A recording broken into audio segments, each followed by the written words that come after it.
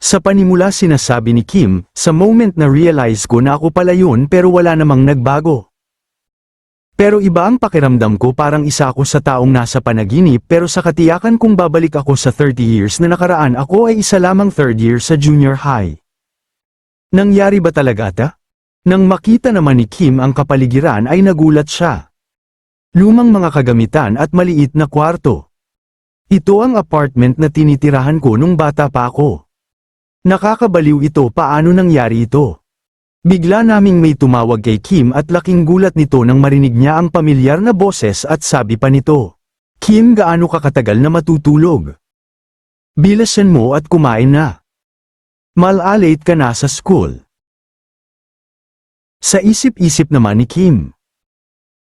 Si ina ito na bamata ng 30 years at ang aking ama ay namatay noong high school ako, sabay salita ito ng ina. "Ama, mahal ko kayo." Napasalita na lang ang ama niya dito at sabing, "May sakit ka ba?" Tugon naman si Kim, "Wala po at pupunta na ako sa school." Pinakita naman si Kim na nagbibihis na at sabing, "Uniforme ito mula sa junior high." Kinakabahan ako na pumasok uli sa junior high. Mula ngayon mamumuhay na ko ng iba, hindi ko nasisirain pa ang pangalawang buhay na binigay sa akin. Masama naman ang pakiram nito Kim sa nangyayari nang marinig niyang nagsasalita na ang kanyang guro na ilayo na sa lamesa ang mga gamit nila. Salita naman dito si Moonjin.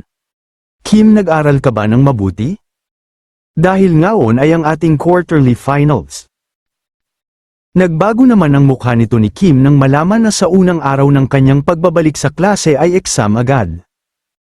Patuloy naman na nagsalita ang kanyang guro at sabing, "Alam NYU na ang mangyayari kapag bumaba ang iyong grado, kaya ayusin niyo at gawin ang lahat ng inyong makakaya, lalo ka na Kim Jin-hyun." Sagot naman si Kim, "Ano po?" Salita naman ang guro, "Kapag nakakuha ka ng mababang score, humanda ka sa akin." Nahiya naman dito si Kim. Nagsimula naman ang exam sa history at dito pinapakita naman si Kim na nahihirapan sa exam at sa kanyang isip. Teka, ano? Ang 6 na justice reporting system? Sino nga ba ito?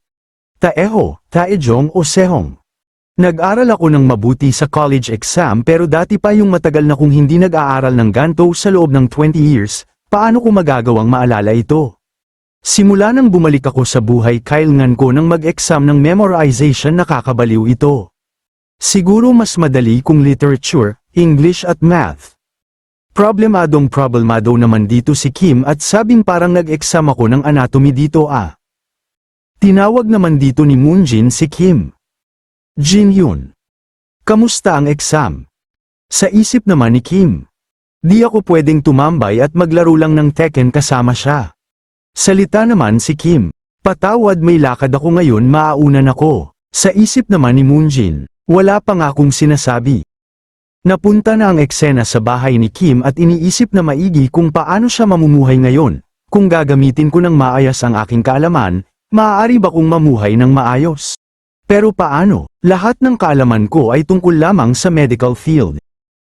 Teka, ibig sabihin ang chance ko na magtagumpay bilang doktor ay mas lalong tumaas. Siguro dapat kong targetin na makapasok sa magandang medical school at imbes na maging pagod at stress na surgeon ulit, ang pipiliin ko ay maging isang dermatologist na may malaking income, edi makakag. Awa ko ng mas maraming pera. High class na apartment na merong Han River na tanawin, mga mamahaling sasakyan at mag-invest sa building sa Gangnam. Kukunin ko tong lahat. Ako ang magiging pinakamahusay na doktor ng beauty clinic. Gawin mo ang lahat ng makakaya mo, Kim Jin-hyun.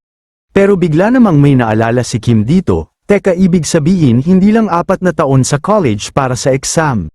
10 years na pag-aaral at pagtatrabaho sa biology bilang inter at resident. At kailangan ko ding gawin ulit ang military mandatory service.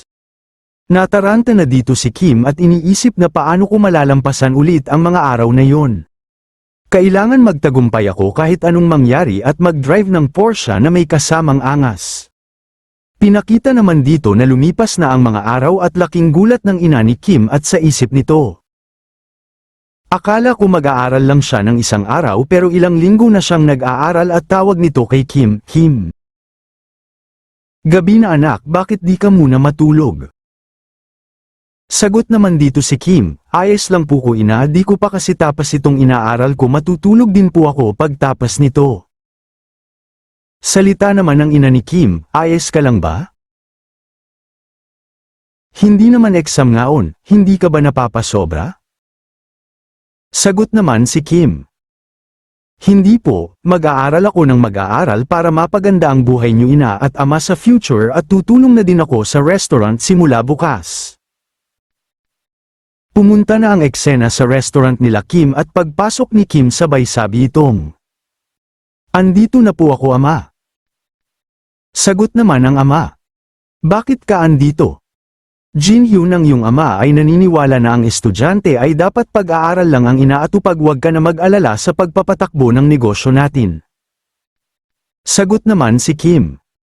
Ayos lang po ako, nakakapagod po na puro aral lang, di ba sabi mo kailangan mo ng tulong, lagi na ako pupunta dito para tumulong. Sagot naman ang ama ni Kim. Kinausap ko na ang iyong ina dito at di ko makakayanan na andito ka at tumutulong, di kita kailangan dito, makakauwi ka na. Sagot naman si Kim. Pero ama, gusto ko pong tumulong.